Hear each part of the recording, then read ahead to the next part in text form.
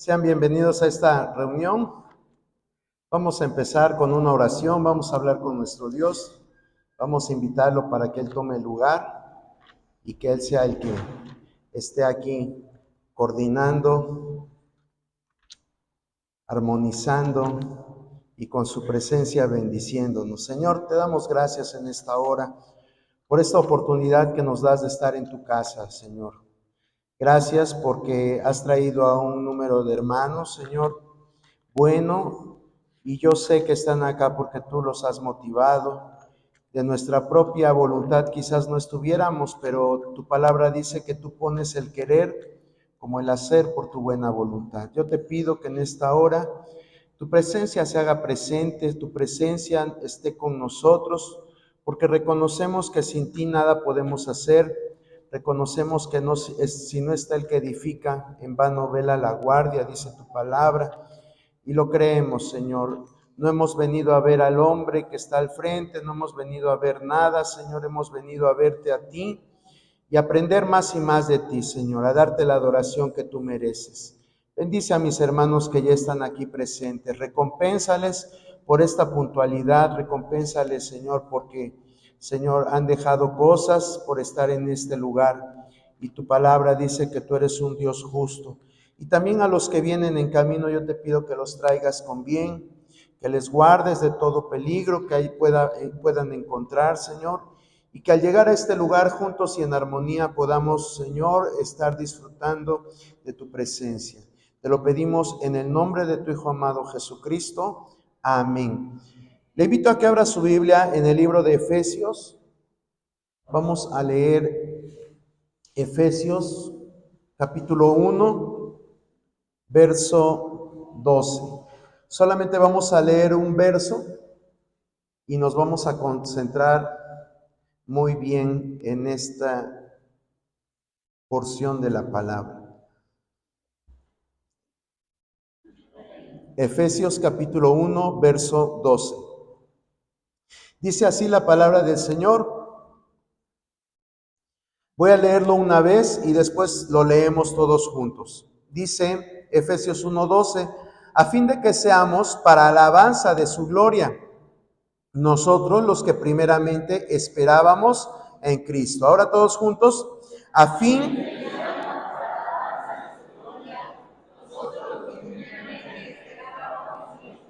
Gracias, Dios les bendiga. Pueden sentarse, hermanos. Vamos a meditar en esta porción de la palabra. El capítulo 1 de Efesios es un capítulo que encierra muchas verdades acerca de la iglesia. Aquí en este capítulo es donde podemos encontrar cómo el Espíritu Santo, cuando creemos, viene y nos sella. Es decir, nos hace parte de este ministerio divino de la Trinidad. Es donde empieza nuestra carrera cristiana. Y hay muchas otras porciones de este capítulo que son muy bonitas y que valdría la pena hablar de ellas. Pero hoy quiero que nos enfoquemos en este verso 12, porque es importante que sepamos que todas nuestras acciones, cuando empezamos a creer en Cristo, cuando Él nos pone el sello de su Espíritu Santo, nuestras acciones deben tener un propósito, tienen que estar destinadas a algo. Y ese algo aquí está muy bien especificado en este versículo. Dice, a fin de que seamos, ¿qué? Para alabanza de su gloria. Fíjese, es algo que implica compromiso por parte de nosotros, los que hemos creído en Cristo, para poder desarrollar esto. Se lo voy a volver a leer. Dice, a fin de que seamos para alabanza de su gloria. Dios quiere que nosotros seamos una alabanza para su gloria. ¿Qué es esto? Porque a veces decimos, bueno, yo le vengo a rendir a Dios alabanza. Y es bueno que lo hagamos, porque así la palabra de Dios nos dice que debemos de tributar alabanza a nuestro Dios. Que le demos fruto de labios que honren su nombre.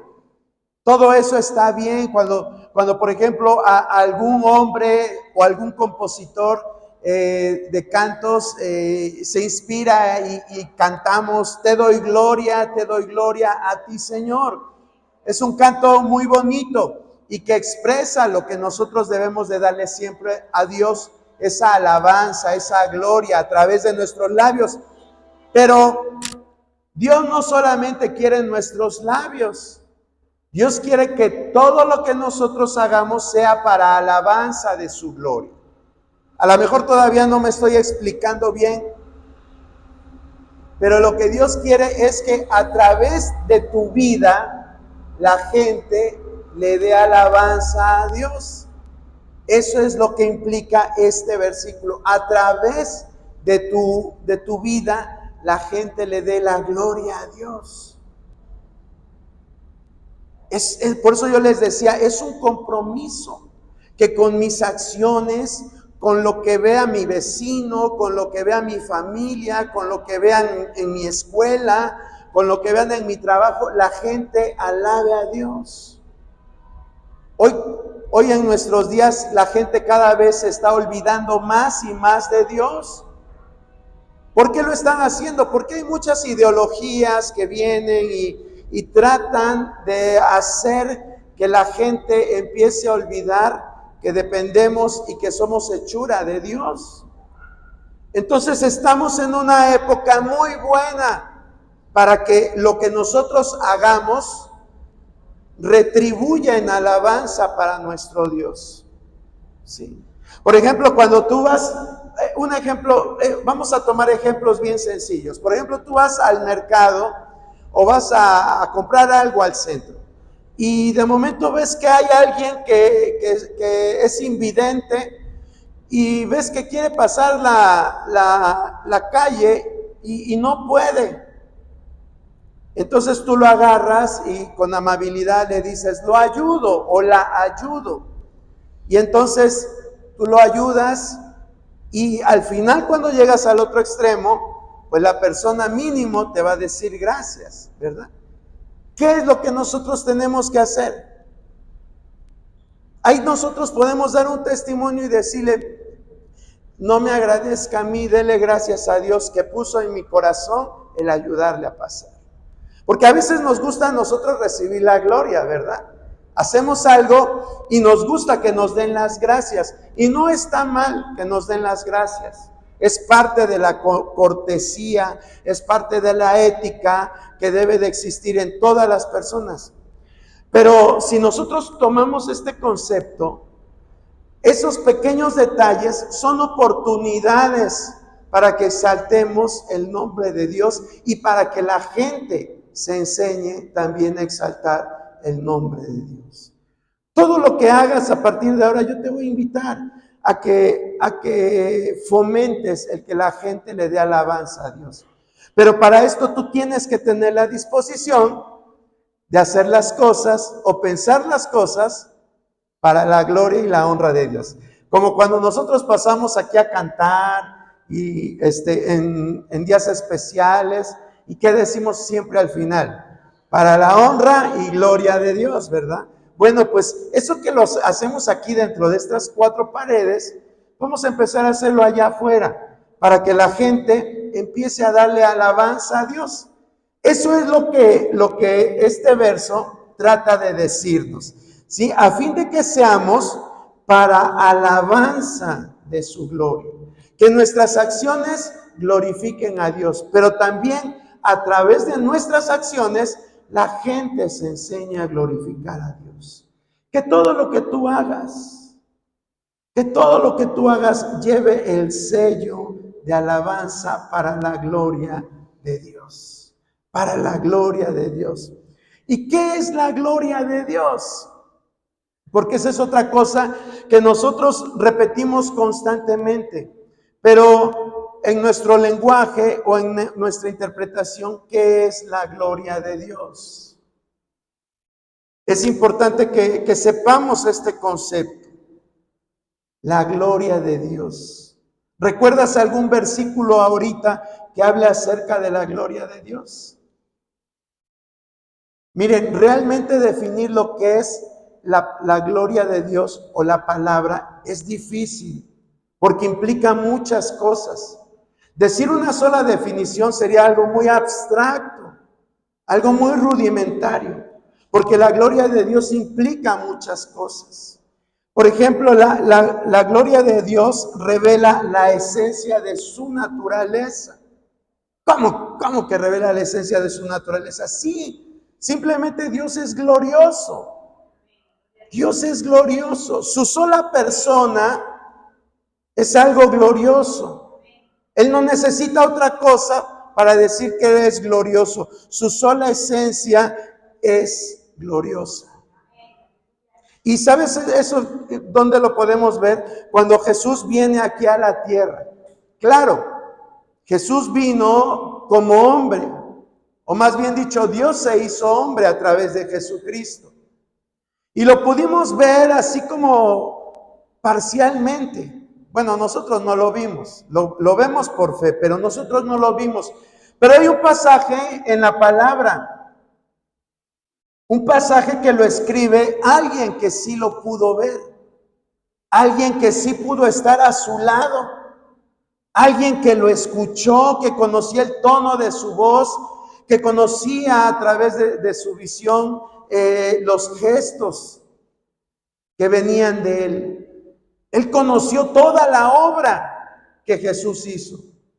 Y entonces él escribe en Juan 1:14, y aquel verbo se hizo carne y vimos que su gloria como del unigénito del Padre, lleno de gracia y de verdad.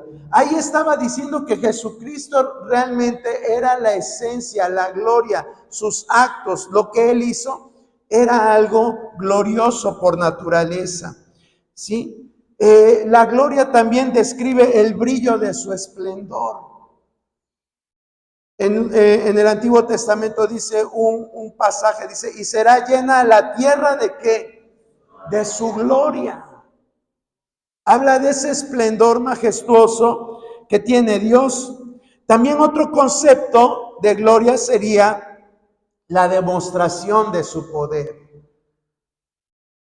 Cada vez que Jesús hacía un milagro, cada vez que él sanaba a un enfermo, que liberaba a un endemoniado, cada vez que él hacía portentos con la naturaleza, que detenía las tempestades, era algo glorioso. Y entonces el concepto de gloria también implica la demostración de su poder.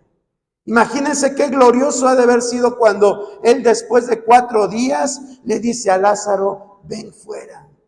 Y este hombre sale, un cuerpo que ya tenía que estar descompuesto, un cuerpo que como en la misma palabra dice, ya hedía, ya olía feo. Sale como si nada, tan solo por el poder de la palabra de Jesucristo. Y también nosotros podemos ver que la gloria incluye también la atmósfera de su presencia. La atmósfera de su presencia. Sí. Entonces, si queremos decir, yo les puedo venir y decir, ¿saben qué? Gloria es una palabra que deriva del hebreo, kosabo, y que significa peso, que significa importancia. Pues les estoy dando el significado etimológico y de dónde es la palabra o la raíz de la palabra. Pero en realidad lo que Dios describe en su palabra acerca de lo que es la gloria implica grandes cosas y diferentes, variadas de lo que es la gloria de Dios. Y sabes que todo eso está disponible para nosotros. La gloria de Dios está disponible para nosotros. Dios nunca ha sido egoísta en quererse reservar su gloria. Dios es un Dios que la revela siempre. Desde que hizo al hombre, Él la reveló. Cuando estaba el hombre y la mujer en el huerto del Edén, dice la palabra que Él descendía. Su presencia estaba en ese lugar. Y ya vimos que parte de la gloria es la atmósfera de su presencia. Entonces, cuando él descendía al Edén, esa gloria venía con él. Esa gloria estaba con los primeros seres humanos. Después llega, siglos después, a la vida de Moisés. Si nosotros vemos en Éxodo 33, si alguien lo quiere buscar, del verso 18 al 23, vemos lo que le pide Moisés a Dios. Éxodo 33, 18 al 23. ¿Qué dice?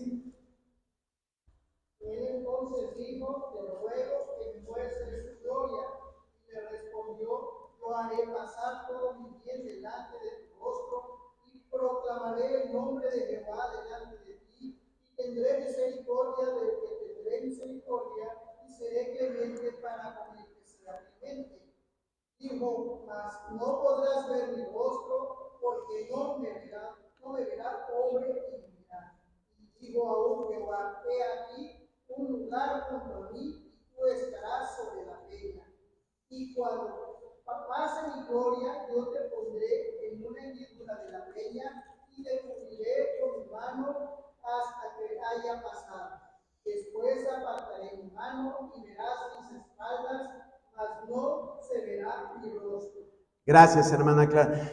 Esto que describe la palabra, o mismo Moisés, si le atribuimos a él la autoría del libro de Éxodo, es un juego de palabras, porque habla de su gloria, pero si usted ve y lee atentamente, se está refiriendo a su esencia de Dios. No digo su cuerpo, porque Él es espíritu. Y aunque habla de cabeza, habla de rostro, habla de espaldas, pero simplemente son palabras que nos ayudan a entender lo que Dios quiere revelarnos. Pero como espíritu, Él no tiene rostro, no tiene espaldas, no tiene mano, ¿sí? Solamente es para que entendamos, pero a lo que se está tratando de referir, Moisés le pide, quiero ver tu gloria. Y entonces Dios le responde, ok, vas a ver, pero no vas a ver mi rostro, solamente vas a ver mis espaldas. ¿Qué quiere decir esto? Que su esencia misma, como yo le decía, es su gloria. Su esencia misma es su gloria. Tú para brillar, ¿qué necesitas? Bueno, podemos, también es un concepto muy ambiguo que yo te pregunto y que si tú me respondes, pues me lo vas a decir desde tu perspectiva, ¿no? Hay gente que dice, pues yo brillo en la escuela porque soy muy inteligente. Yo brillo en mi trabajo porque soy muy perfeccionista. Quizás alguna jovencita va a decir, pues yo brillo en mi salón porque soy la más bonita. Por eso yo le digo, ¿de qué forma brillamos? Brillamos por las cualidades o los atributos que llegamos a tener como seres humanos. Pero Dios no necesita brillar por sus cualidades o sus atributos, porque su esencia misma es su gloria. ¿Sí? Entonces, yo espero que me estén tratando de entender. Para mí fue difícil entender porque cuando vi lo que significaba la palabra hebrea, ¿sabes lo que significa la palabra hebrea? Bueno, ya se lo dije, ¿verdad? Significa peso, algo pesado. Sí, digo, pues como que si le quiero poner pesado, sustituir la palabra gloria, que está en la Biblia muchas veces, la quiero sustituir por la palabra pesado, pues como que no rima, como que no entra, ¿verdad? Pero si empezamos a entender no tan solo el significado etimológico, sino el concepto general, vamos a poder ir entendiendo. Si por ejemplo después, otro pasaje que nos habla de su gloria está ahí mismo en Éxodo 40, 33 al 38. Éxodo 40, 33 al 38. Si alguien lo quiere leer, por favor.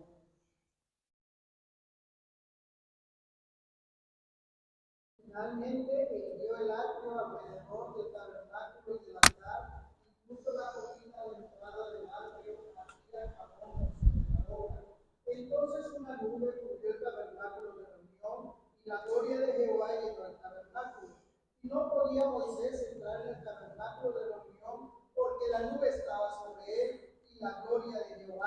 llenaba. Y cuando la nube se alzaba del tabernáculo, los hijos de Israel se movían en todas sus jornadas. Pero si la nube no se alzaba, no se movían hasta el día en que ella se alzaba, porque la nube de Jehová estaba de día sobre el tabernáculo y el fuego estaba de noche sobre él, a vista de toda la casa de Israel en todas sus jornadas. Gracias, hermana Clara. Entonces aquí vemos nuevamente que nos habla de la gloria. Cuando quedó terminado el tabernáculo, que Dios le dijo a Moisés que hiciera, dice la palabra que entonces descendió una nube, y esa nube que representaba la gloria de Dios. Era algo tangible que estaba a la vista del pueblo de Israel. Lo mismo pasó con el templo en el tiempo de Salomón. Eso lo dice Primera de Reyes 8:11. Si alguien también lo quiere comprobar y lo quiere leer, puede leerlo. Algo similar pasó. Después de que se terminó de hacer el templo, la gloria de Dios entra y llena ese lugar. Y vea cómo lo describe. Primero de Reyes 8:11. Los sacerdotes no pudieron permanecer para ministrar por causa de la nube, porque la gloria de Jehová había llenado la casa de Jehová. Gracias, hermana Clara. Entonces vemos cómo Dios a través de esa nube representaba su presencia. Estaba representando su presencia. Y ya sabemos, estamos viendo que la presencia de Dios es su misma gloria. Luego nosotros vamos cronológicamente. Les decía del jardín del Edén, luego Moisés, luego el tabernáculo, el templo. Vámonos al Nuevo Testamento y ahí vemos a Jesucristo, que ya también les había mencionado. Dice, y aquel verbo se hizo carne y vimos su gloria. Todo lo que él hizo era su gloria. Todo lo que él era gloria, era su gloria. Todo. Y finalmente, ¿sabe en quién más se tiene que ver la gloria? Vea lo que dice 2 de Corintios 4, 6 y 7. 2 de Corintios 4, 6 y 7.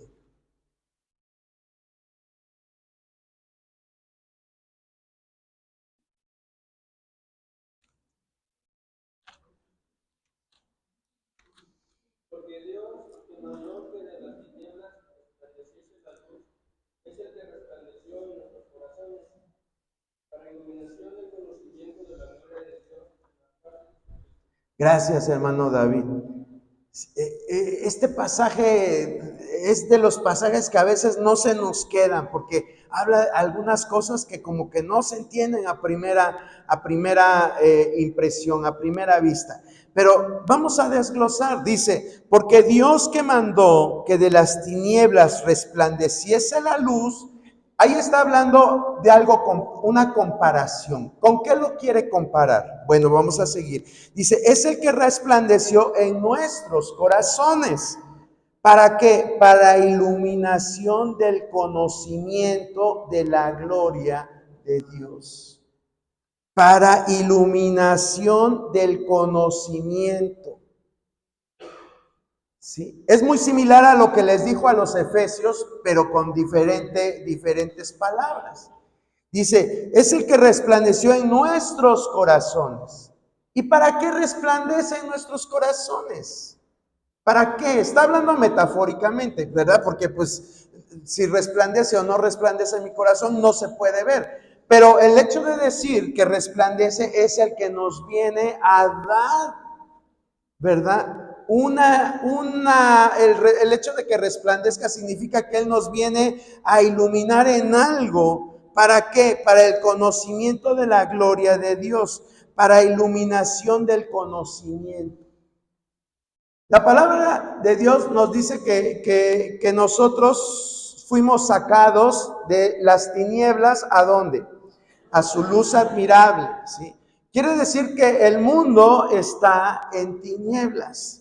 Cuando Él viene a resplandecer en nosotros, sí, o sea, nos hace brillar, pero también con un propósito. No nada más de brillar por brillar, sino para el conocimiento de la gloria de Dios. ¿Se da cuenta? Volvemos a caer al ejemplo de esta persona invidente. ¿Sí?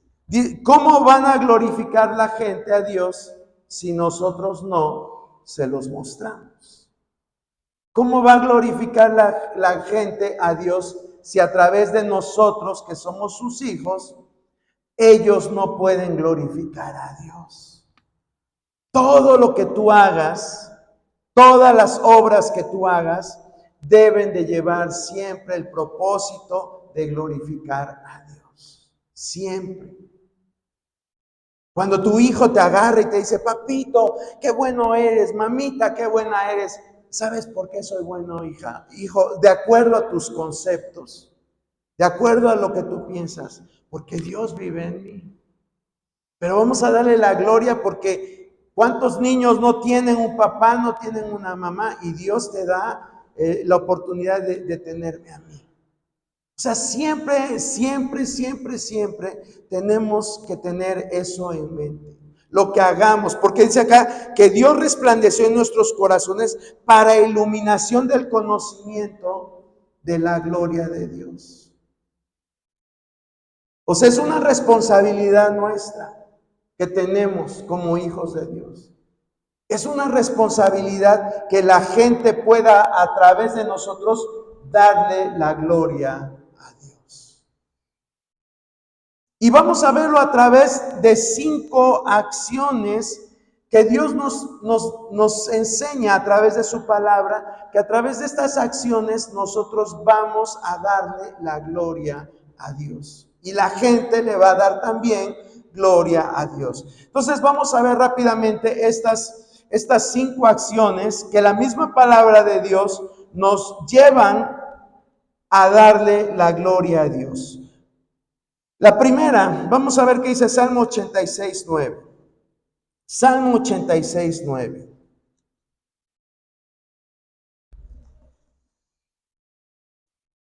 Todas las naciones que existen vendrán y adorarán delante de ti, Señor, y glorificarán tu nombre.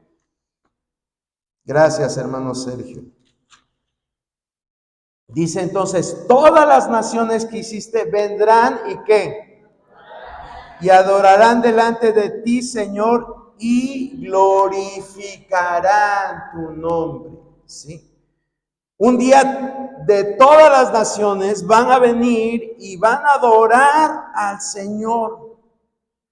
Y después de adorar, ¿qué va a suceder? La adoración, ¿a qué te lleva? A glorificar su nombre. ¿Y qué es la adoración? ¿Qué es la adoración? Es otro concepto abstracto. Así como gloria representa muchas cosas, la adoración también representa muchas cosas. La Biblia nos habla de hombres, de mujeres que adoraban. Y tal parece que el contexto de eso era simplemente que le daban alabanza a Dios, que expresaban cosas bonitas acerca de Dios. En muchos de los pasajes de la Biblia, eso es simplemente algo tan simple que es adorar a Dios. Decirle, eres bello, eres hermoso, eres precioso. Así es como la palabra de Dios nos lo dice. Pero si nosotros vemos de qué está rodeado esa acción de decirle cosas bellas a Dios, nos va a llevar a ver un concepto más profundo de lo que es la adoración. Por ejemplo, en este Salmo 86 está diciendo, todas las naciones que hiciste, ¿qué van a hacer? Vendrán.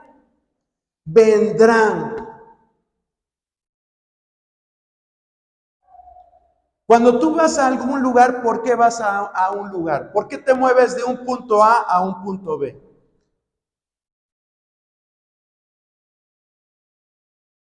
Por ejemplo, estás en tu casa y abres el refrigerador y te das cuenta que solamente tienes 2 espárragos ahí en el refrigerador.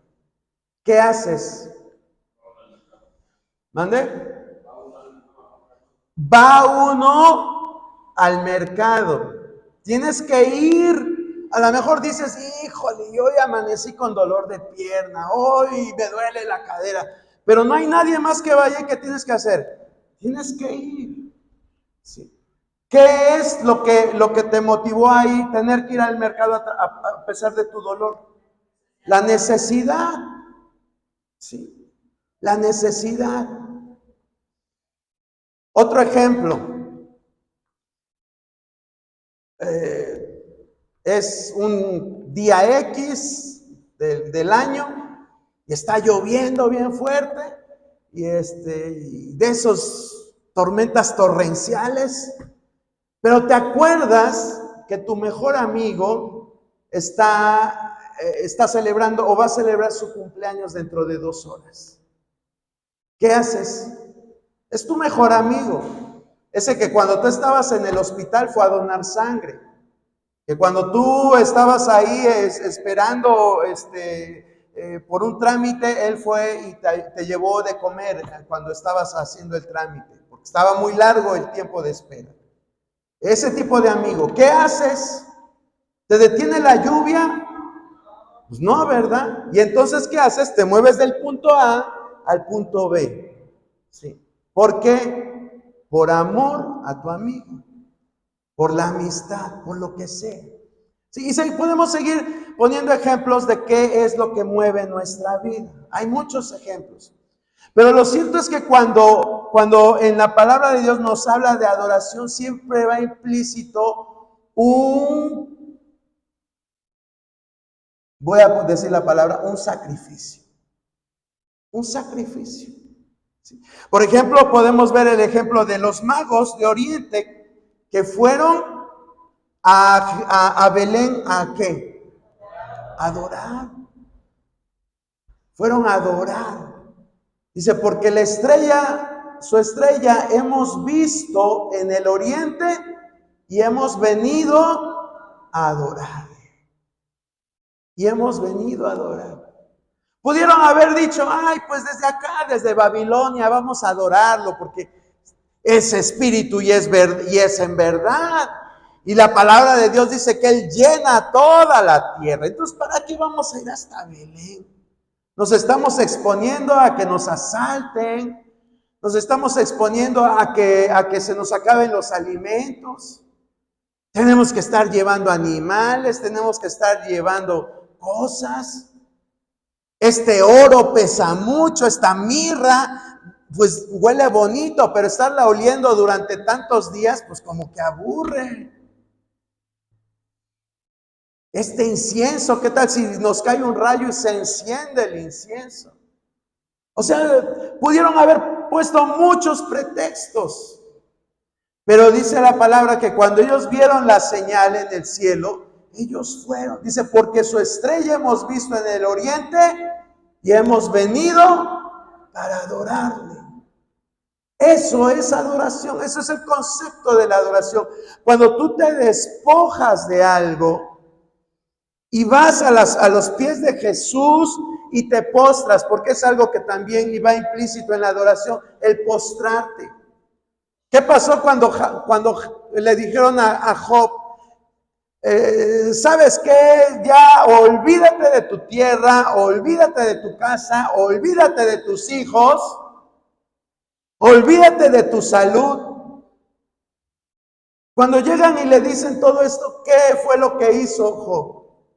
Dice que se postró y adoró. Sí. Entonces, vean, la adoración es verdad. Tú puedes estar diciendo, Señor, yo te alabo, te bendigo, te exalto. Pero el verdadero adorador es aquel que no lo hace solamente en los momentos bonitos de su vida. Porque cuando estamos pasando por momentos bonitos de nuestra vida, pues lo hacemos sin ningún problema. Pero ¿qué hay del caso de estos magos? ¿Qué hay del caso de Job? Y de otros tantos hombres y mujeres que adoraron en condiciones no óptimas. ¿Por qué lo hicieron? ¿Por qué lo hicieron? Porque amaban a Dios. Si tú no aprendes a amar a Dios, nunca vas a ser un adorador en espíritu y en verdad. Simplemente lo vamos a hacer mecánicamente, como la generación que vivió en el tiempo de Jesús. Jesús les reclama y les dice, ustedes de labios me honran, pero su corazón está muy lejos de mí. Su corazón está demasiado lejos de mí. Es decir, no me aman. ¿Por qué me cantan? Él podría preguntar, ¿por qué me cantan?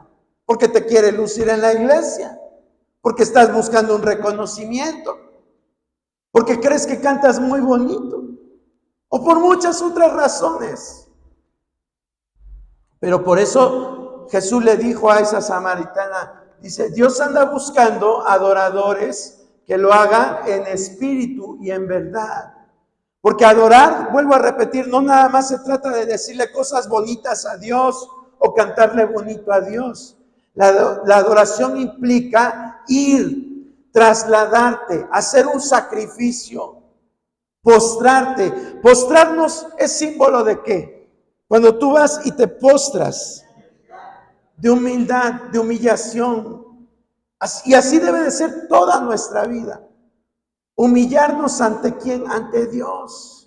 Decirle, Señor, yo no entiendo lo que dice tu palabra, pero yo la obedezco. O decirle, ¿sabes qué, Señor? Me cuesta mucho trabajo, pero en tu nombre lo voy a hacer. Pero muchos de nosotros no. Decimos, no, es que eso no. ¿Cómo voy a amar a mis enemigos? ¿Cómo voy a bendecir a los que me bendicen? ¿Cómo voy a andar pidiendo perdón antes de que se oculte el sol? No, si a mí me hicieron, ellos tienen que venirme a pedir perdón. ¿Cómo, Señor, me pides que sea tardo para hablar si sabes que me encanta, Señor, estar hablando? Sabes que me encanta, Señor. ¿Cómo me pides que sea tardo para hablar?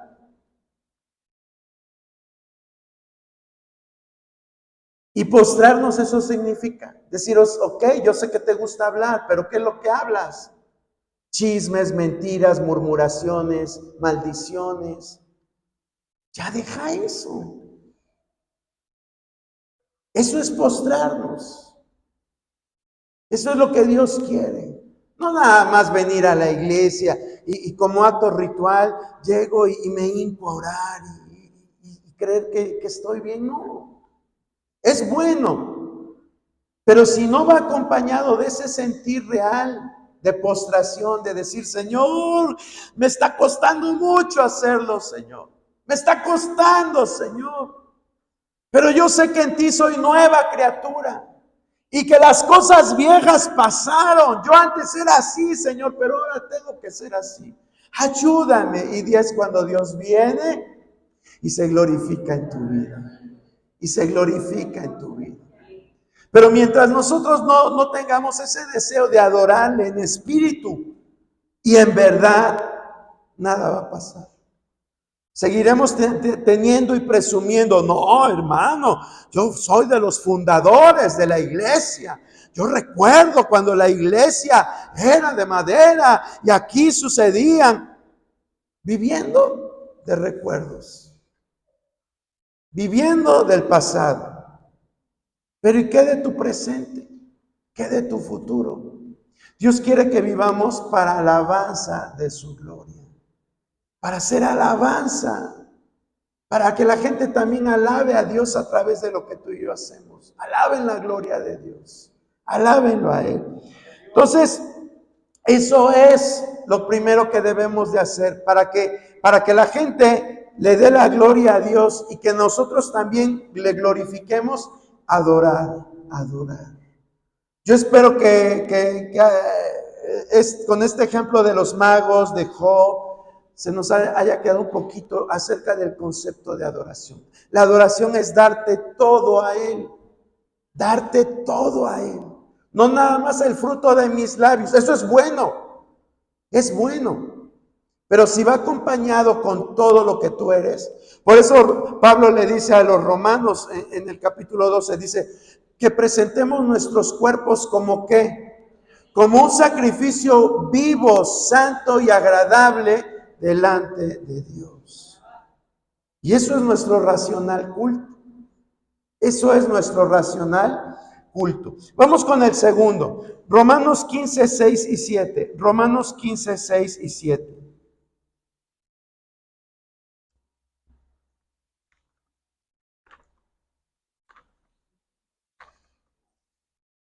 Si alguien lo quiere leer, por favor.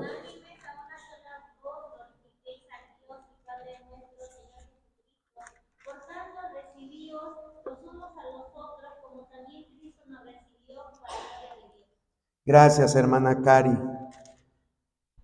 Si Pablo le escribe a la iglesia de Roma, dice, para que unánimes y a una voz glorifiquéis al Dios y Padre de nuestro Señor Jesucristo. ¿Dónde se glorifica a Dios? Donde estamos unánimes y en un solo pensamiento. Aquí dice una voz, pero el concepto es la unidad. Por eso el Salmo dice, mirad cuán bueno y delicioso es que habiten los hermanos juntos y en armonía. Cuando estamos juntos y en armonía, estamos glorificando a Dios. Así dice, para que unánimes a una voz glorifiquéis, es decir, le des la gloria a Dios. Sí. No está diciendo que con tus labios, que toda la iglesia glorifique. Sí, eso es bueno, no es malo. Pero aquí nos está hablando de un sentir más profundo. La unidad y la armonía traen gloria a Dios. ¿Y cómo logramos la unidad y la armonía? ¿Cómo logramos la unidad y la armonía? El verso 7 dice, por tanto, recibíos los unos a los otros, como también Cristo nos recibió para gloria de Dios. El hecho de recibir, aquí, ¿qué implica? Recibir. En aquellos tiempos la iglesia estaba creciendo muy rápido. El Espíritu Santo daba convicción de pecado y la gente se convertía. Pero esto sacaba del área de confort a algunos cristianos. ¿Sí? No les gustaba, es como si, por ejemplo, aquí, pues ahorita miren, hay un montón de espacios, hay un montón de bancas vacías. Pero imagínense que un día Dios hace crecer la iglesia y cuando tú entras aquí, ya no cabe ni un alfiler. No cabe ningún alfiler. Y entonces tú llegas y dices, me voy a mi banca. ¿Verdad? Porque algunos como que ya tenemos nuestra banca. Y si alguien se sienta en mi banca, pues como que nos molestamos o le hacemos cara de fuchi, ¿verdad? Está el hermano adorando a Dios y de momento llegas tú de mala vibra y te le paras junto y lo empiezas a ver así, ¿no? Así como diciendo, quítate porque aquí es mi banca. Y hasta en serio que algunos los he visto, hermano. Ya el otro hermano pobrecito agarra su Biblia o lo que traía. Se va, en serio, suele pasar. Bueno, pues imagínate que un día está a reventar la iglesia y ese hermano o esa hermana que tiene ya su banca por derecho para él, pues dice, ¿y mi banca? Y se empieza a crear un conflicto. Es un ejemplo muy tonto que le estoy poniendo, hermano, pero que ejemplifica muy bien estas situaciones que se vivían en la iglesia primitiva. ¿Sí? ¿Se acuerda cuando tuvieron que nombrar a siete servidores? Porque ¿qué pasaba? Había conflictos a la hora de servir los alimentos, ¿verdad? Entre los griegos y los judíos decían, no, es que a ellos les sirven más, a ellos le dan la pechuga y a mí me estás dando un guacal. Más o menos así eran los problemas. Iban con Pedro, iban con Juan y ellos bien metidos leyendo y estudiando la palabra y van a decir, es que a mí me tocó guacal y a Policarpo le tocó la pechuga. Y entonces tuvieron que nombrar 7 servidores. Y empezaron a haber discordias. Pues la situación era más o menos parecida en Roma. Por eso es que dice aquí muy claramente, dice que se tenían que recibir. Por tanto, recibió los unos a los otros, como también Cristo nos recibió. Pero, ¿qué es lo que nos hace cambiar, hermano? ¿Qué es lo que nos hace cambiar? Vivir en unidad, en armonía. Quizás no vas a vivir, no vas a pensar igual que el hermano. Pero Dios nos llama a tener armonía, a respetarnos. ¿Saben qué es el ingrediente que falta para eso? El amor. Por eso Jesús también le dijo a sus discípulos, que os améis los unos a los otros. Es algo parecido a lo que dice acá. Dice, por tanto, recibíos los unos a los otros para gloria de Dios. Cuando aprendemos a amar, que ese es el segundo punto, amar al prójimo. Cuando aprendemos a amar al prójimo y a nuestros hermanos, estamos glorificando a Dios. Yo espero que aquí nadie pueda decir, es que a mí la hermana fulana de tal o el hermano fulano de tal me cae bien gordo. Yo espero que aquí nadie tenga eso en su mentecita, porque es algo que no tan solo te daña a ti, sino que daña a la iglesia. Es como una semilla ¿de qué? Pues una semilla de mala hierba en un campo fértil. Eso va contaminando, ¿sí? Esa semillita que representa un corazoncito, una personita, contamina y va contaminando y contaminando. Y ya cuando ves ya tu huertecito, tu huerto ya tiene plaga en un árbol, plaga en otro, plaga. Y se empieza a destruir y no hay fruto. Y no hay fruto.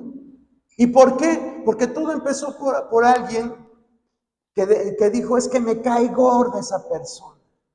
Es que no me gusta esa persona. Dios nos hizo para que de nuestra boca salgan palabras de bendición, no de maldición. Si hay alguien que nos cae mal, ¿qué tenemos que hacer? Dios mío, mira, me cae mal esa persona. Cambia mi corazón, no lo cambies a él, primero cámbiame a mí. Porque esa es otra cosa, primero queremos que cambien las personas y no queremos cambiar nosotros. No, tenemos que ser sinceros con Dios y decirle, Señor, me cae bien gordo. No me ha hecho nada, pero lo veo y siento repulsión. Me cae mal, Señor. Sus gestos, sus ademanes, su voz. En serio que hay personas que dicen, es que me cae gordo por cómo habla. Me cae gordo por su apariencia. Me cae gordo por esto. No, primero debemos de decirle a Dios, cámbiame, Señor. Cámbiame. Y a quien le tenemos que presentar nuestras quejas es a Dios. ¿Por qué tienes que ir a contaminar la mente de otro hermano? ¿Por qué tienes que ir y sentarte junto a una persona y decirle, ¿ya viste quién llegó? Ay, sí, ¿Por qué? Dios nos manda a amarnos, ¿sí? Por eso Pablo les dice a la iglesia de Roma, por tanto recibíos los unos a los otros como también Cristo nos recibió. ¿A poco crees que tú le caes muy bien a Cristo con tus acciones? Bueno, Él nos ama, ¿verdad? Pero muchas de las acciones que hacemos no son agradables delante de Dios. Pero no por eso Él nos rechaza. No por lo que hacemos, Él nos rechaza. Él siempre está con los brazos abiertos, esperando. Bueno, vámonos más rápido, porque otra vez ya se me está acabando el tiempo. Número 3, Filipenses 1:11, ¿qué dice? Filipenses 1:11.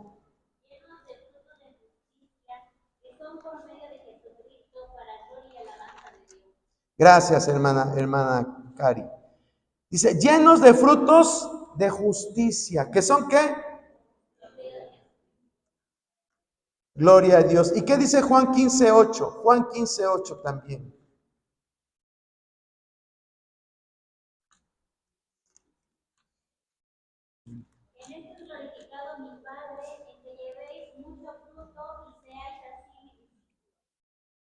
Gracias, hermana. En esto es glorificado mi Padre. ¿En qué? En que llevéis mucho fruto. Que llevéis mucho fruto. ¿Y qué es el fruto? Bueno, también fruto, hablar de fruto es algo muy vasto. Pero fruto es cuando, vuelvo a repetir, volvemos con el invidente, cuando tú muestras esa bondad, esa parte de fruto del Espíritu. Cuando tú eres una persona que sabes guardar silencio, ¿por qué? Porque te domina el dominio propio. Cuando en ti hay gozo, cuando en ti hay mansedumbre. Otra de las cosas que hoy están desapareciendo de la sociedad, la mansedumbre. Ya nadie se quiere quedar callado, ¿verdad? Ya nadie se deja. Nadie se deja. Todo el mundo quiere responder. Yo sé que has visto quizás videos en redes sociales de las situaciones que se viven en las escuelas. Ya hoy los niños se le ponen al tú por tú, se le ponen al brinco a los maestros. Y los papás, en lugar de que les enseñen buenos principios a sus hijos, ¿qué les dicen? No, hijo, estuvo bien. Aquí lo único que te tiene que mandar es tu padre, es tu madre. Y es lo que está ahorita predominando. Que el ser humano quiera hacer su voluntad. Ya no te dejes. Haz lo que tú consideres que está bien. Sí. Pero Dios nos llama a dar mucho fruto de justicia. Y ese fruto de justicia viene cuando reconocemos la obra de Dios en nuestra vida. Cuando tienes tu identidad en Cristo. Ese fruto de justicia viene cuando tú reconoces lo que Él ha hecho por ti. Y lo empiezas a ver a Él realmente como lo que Él es. Pablo decía, sed imitadores ¿de quién? De Cristo. Vamos a aprender a ser imitadores de Cristo. Y eso va a dar en retribución, darle mucha gloria a Dios. Cuando actuamos como lo hacía Cristo. Entonces, el primero es adorarlo. El segundo, amar al prójimo y a nuestros hermanos. El tercero, asemejarnos a Cristo. El cuarto, 1 de Pedro 4, 10, 11. ¿Qué dice? 1 de Pedro 4, 10 y 11. Cada uno según el don que ha recibido, ministro a los otros como buenos administradores de la multiforme gracia de Dios. Si alguno hable conforme a las palabras de Dios.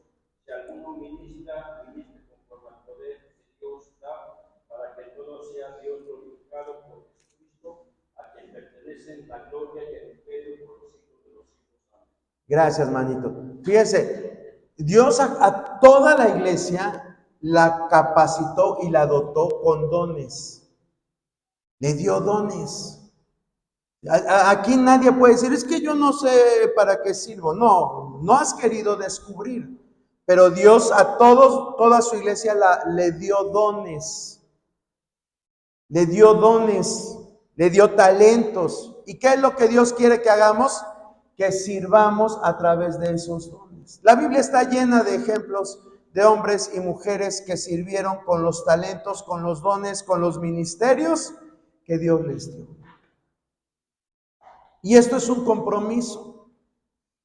Volvemos a la palabra que a nadie le gusta, compromiso. Si Dios delegó algo en ti, tienes que empezar a usarlo. No es de que si quiere o si no quiero, es que Dios quiere que lo usemos. Dios quiere que usemos esos talentos, esos dones. Hermano, pero es que yo no sé predicar, yo no sé dirigir, no sé enseñar, no sé cantar, no sé tocar nada. Bueno, eso no tan solo es servir a Dios, hay muchas cosas en que se puede servir a Dios. Recuerda el ejemplo de Dorcas. ¿Sí se acuerda de esta mujer? ¿Qué hacía esta mujer? cosía ropa, les diseñaba ahí a algunas mujeres. Y era una cristiana. Y Dios se agradaba de eso. Y a través de eso, ¿qué hacía? A través de eso, de acuerdo con lo que se leyó, ¿qué estaba dándole Dorcas a Dios? La gloria. Estaba dando la gloria.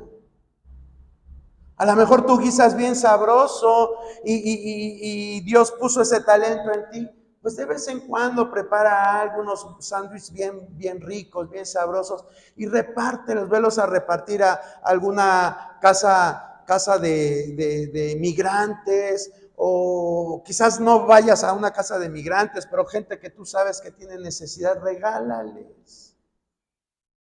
Y cuando esa persona te diga gracias, dile gracias a Dios, porque Él puso ese deseo en mi corazón. Que Dios se lleve la gloria.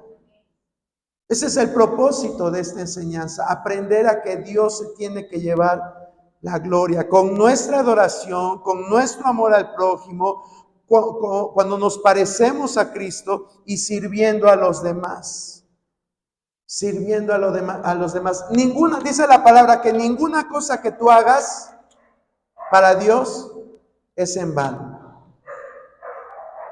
Todo lo que tú haces para Dios tiene una recompensa. Todo tiene recompensa, hermano. Todo tiene recompensa.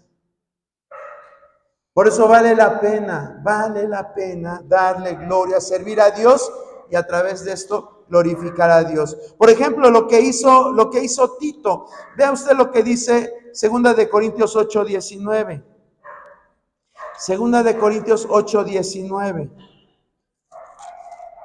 Dice la Biblia: y no solo esto, sino que también fue designado por las iglesias como compañero de nuestra peregrinación. Está hablando Pablo acerca de Tito, para llevar este donativo que es administrado por nosotros para gloria del Señor mismo y para demostrar vuestra buena voluntad. Cuando tú haces un donativo, le estás dando gloria a Dios. Pero tienes que actuar, tienes que activarte, tienes que poner en práctica lo que Dios te dio. Y finalmente, el quinto punto, 2 de Corintios 4:13-15. 2 de Corintios 4:13-15.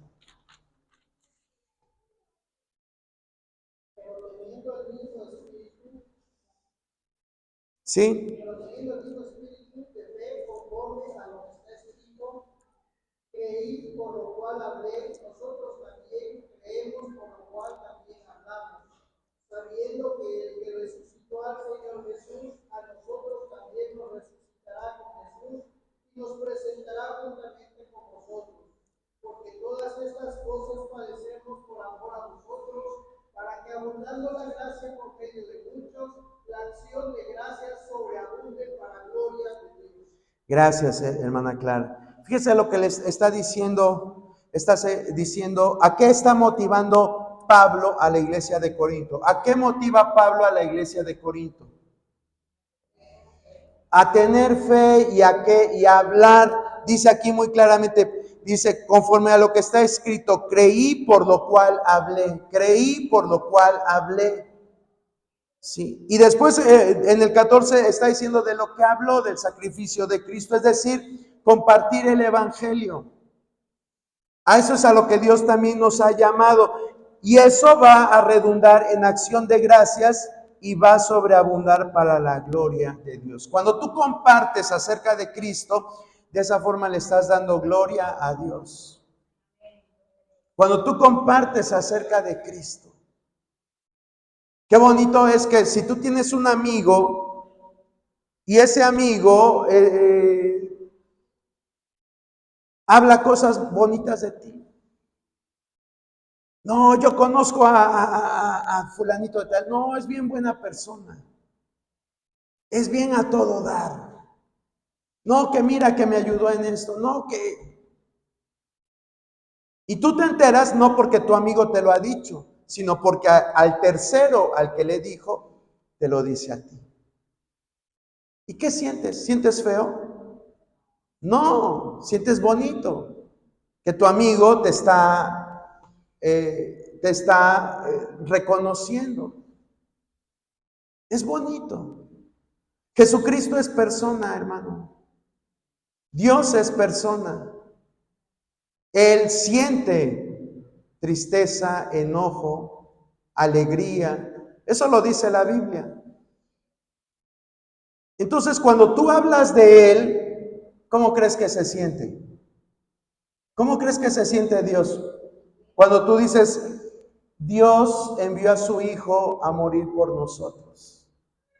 Imagínate Dios, estás desprendiendo quizás una sonrisa de su cara. Por eso dice que todo eso abunda en gloria a Dios.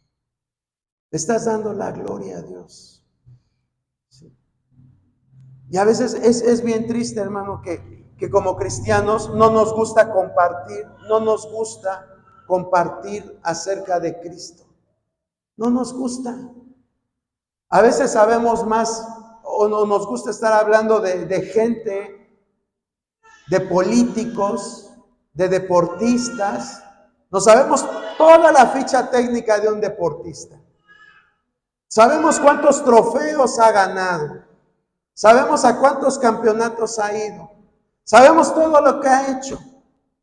Nos echamos toda la mañanera y todos los días. Y que no nos toquen al presidente. De veras que así hay personas que nos llamamos cristianos. Pero invítalo a compartir de Cristo. Ay, no, es que yo no me han dado un curso en la iglesia. En la iglesia que yo voy no nos dan cursos y por eso yo no hablo de Cristo.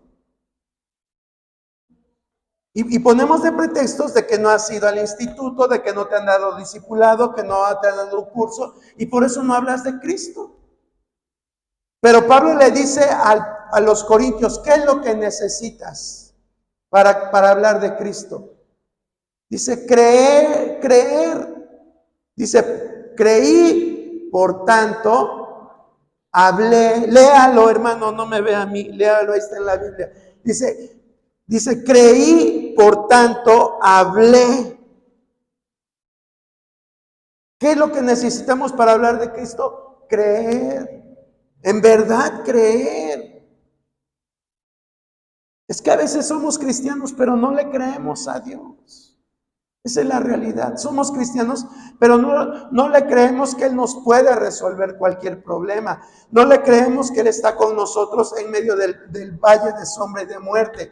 No le creemos que Él puede apagar fuegos impetuosos. No le creemos que Él puede abrir el mar en dos. No le podemos creer a Dios que Él puede hacer que los cerros se abatan. No podemos creer que Él pueda traer aguas en medio del sequedal. No podemos creer todo lo que hace Dios. Entonces, ¿en qué clase de Dios hemos creído? No hablamos en fe.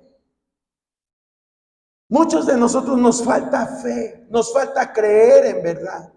Nos dicen, ¿cómo estás? Ay, pues es que tengo esto, me duele acá, me duele allá.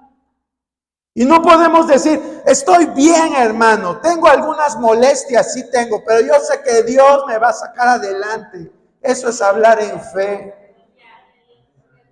Eso es hablar en fe. Y ese lenguaje, desgraciadamente, en muchos de nosotros no está. ¿Sabes por qué? Porque nos han metido la idea religiosa de decir, es que las declaraciones positivas, eso es humanismo, eso no es de Dios, eso no sé qué, eso no sé cuándo. Y seguimos hablando un lenguaje a nuestra conveniencia.